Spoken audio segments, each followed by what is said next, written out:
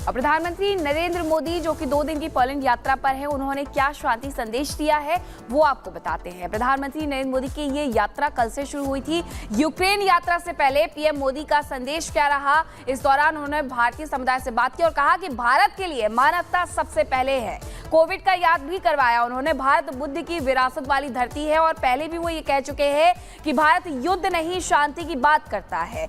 ये युद्ध का युग नहीं है, भारत बुद्ध की धरती है, युद्ध की धरती नहीं। ये चुनौतियों से निपटने के लिए एकजुट होने का समय है। भारत कूटनीति और संवाद पर बल दे रहा है। ये प्रधानमंत्री नरेंद्र मोदी ने अपनी यात्रा के दौरान कहा है। आज का भारत सबके विकास की बात करता है, भारत सबके साथ है, सबके हित के बारे में सोचता है, ये भी उनके द्वारा कहा गया है। और विश्व गुरु मोदी का ये शांति संदेश दिया गया है। उसके बाद वो यूक्रेन की यात्रा पर आज ही रवाना हो जाएगी। और अब बात करेंगे महायुद्ध की बदला नीति की, क्योंकि रूस और यूक्रेन के बीच जारी जंग रुकने के बयान और भीषण होते जा रही है। रूस और यूक्रेन एक दूसरे पर लगातार भीषण बमबारी कर रहे हैं। इसी बीच यूक्रेन ने रूस के मॉस्को शहर पर एक के बाद एक करीब 45 ड्रोन दागकर रूस को और ज्यादा भड़का दिया। हालांकि रूस ने यूक्रेन के ड्रोन को हवा में ही तबाह कर दिया है, लेकिन यूक्रेन का ये ड्रोन अटैक पिछले 2.5 साल में अब तक का सबसे बड़ा ड्रोन अटैक कहा जा रहा है। माना ही भी जा रहा है कि यूक्रेन की इस हमाकत का अब रूस कड़ा जवाब देने वाला है। इस पर आप इस रिपोर्ट को देखिए।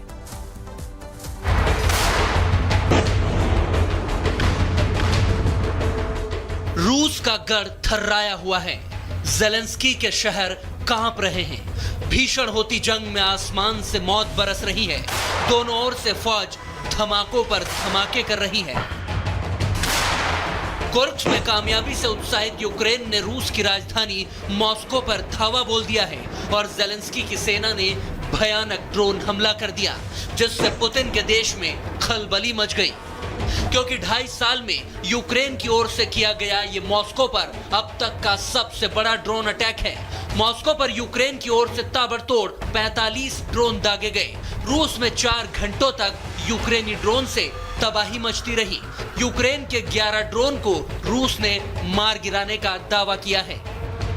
यानी पुतिन के गढ़ को ध्वस्त करने के लिए ज़ेलेंस्की के प्लान को रूस ने आसमान में ही धराशायी कर दिया। रूस ने दावा किया कि यूक्रेन के हमले का मुंहतोड़ जवाब देते हुए रूसी हवाई सुरक्षा बलों ने कई ड्रोन अटैक को नाकाम कर दिया। रूस ने कहा कि युद्ध शुरू होने के बाद से ये मॉस्को पर हुआ अब तक का सबसे बड़ा ड्रोन अटैक है। एक के बाद एक ड्रोन हमलों से छोटी ही सही मगर तबाही तो मची है। लेकिन जिस वक्त यूक्रेन मॉस्को पर बारूद बरसा रहा था, तब पुतिन वहां नहीं थे। जब रूसी राजधानी हमले झेल रही थी, तो फिर पुतिन उस वक्त कहां थे? रूसी राष्ट्रपति अचानक इन हमलों से पहले ही चेचन्या पहुंच गए थे। जी हां, रूसी गणराज्य का वो देश जहां वो अजरबैजान से दौरा करने के बाद पहुंचे थे। पुतिन ने चेचन प्रमुख रमजान कादिरोव से मुलाकात की और चेचन फोर्स का हौसला भी बढ़ाया, क्योंकि कुर्स्क में चेचन फोर्स की बटालियन भी रूसी सेना के साथ यूक्रेनी फौज से जंग लड़ रही है। पुतिन ने जरूर चेचन चीफ कादिरोव के साथ ज़ेलेंस्की के ऑपरेशन कुर्स्क का तोड़ निकालने की प्लानिंग की होगी। कोई बड़ा प्लान तैयार किया ही होगा, क्योंकि यूक्रेन ने दावा किया है कि कुर्स्क में उसने 1250 वर्ग किलोमीटर से ज्यादा क्षेत्र पर कब्जा कर लिया है। इसमें रूस की 92 बस्तियां शामिल हैं। इतना ही नहीं, यूक्रेन की सेना ने रात में रोस्तोव इलाके में भी S-300 anti aircraft missile system पर हमला कर दिया। ये ताबड़तोड़ हमले क्या पुतिन को किसी बड़े धमाके के लिए मजबूर कर रहे हैं? Bureau report, Republic Bharat. देखिए, लगातार आपको बता रहे हैं कि कैसे संघर्ष जो है वो लगातार बढ़ता हुआ नजर आ रहा है। रूस और यूक्रेन के बीच जो जंग है वो विध्वंसक हो रही है। रूस और यूक्रेन के बीच संघर्ष और तेज हो गया है। दोनों देशों ने हमले और ज्यादा तेज कर दिए। यूक्रेन की तरफ से रूस पर अटैक किया गया, मॉस्को शहर में ताबड़तोड़ हमले किए गए। रूस यूक्रेन के बीच तेज हुआ है हमला और आपको बता दें रक्तपात भी तेज होते हुए इस वक्त नजर आ रहा है। रूस का दावा है कि 2000 यूक्रेनी सैनिक हमने मारे गिराए हैं, लेकिन यूक्रेन भी लगातार हमला कर रहा है रूस के कई ठिकानों पर। यूक्रेन बोला और आपको बता दें रूस की तरफ से बोला गया कि कुर्स्क में 4130 यूक्रेनी सैनिक जो है वो खत्म हो चुके हैं और इसलिए लगातार हम कह रहे हैं कि जो वॉर जोन है वहां से विध्वंसक तस्वीरें इस वक्त लगातार सामने आ रही है। अब तक 6 लाख रूसी जवान जो है वो मारे हैं, वो यूक्रेन दावा कर रहा है। तो दोनों तरफ से दावे किए जा रहे हैं। यूक्रेन कह रहा है कि भाई हमने रूस के कई सैनिकों को मार गिराया, वहीं पर रूस ये कह रहा है कि हमने कई जो यूक्रेनी सैनिक उनको मार गिराया गया। और इसी बीच अभी जो तस्वीरें सामने आ रही है वो परेशान हैरान कर देने वाली है। खबरों में आगे बढ़ते और रुक करते हैं 2 मिनट में दुनिया का।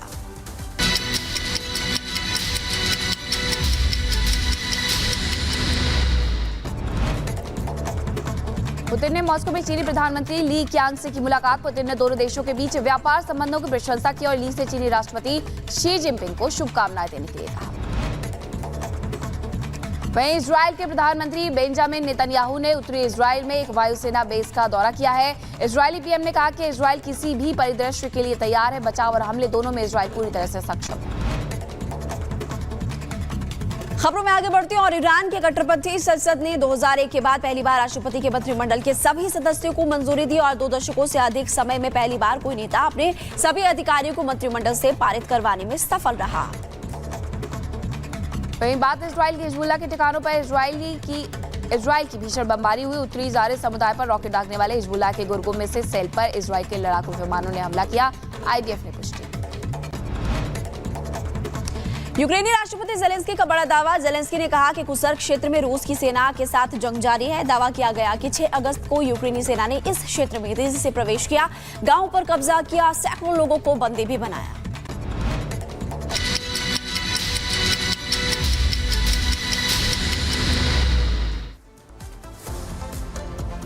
जाग उठा।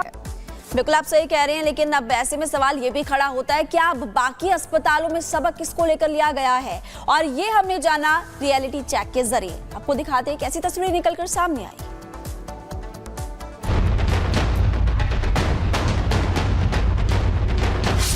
कोलकाता के आरजी कर अस्पताल में लेडी डॉक्टर के साथ हुई दरिंदगी को लेकर पूरा देश सख्ते में है।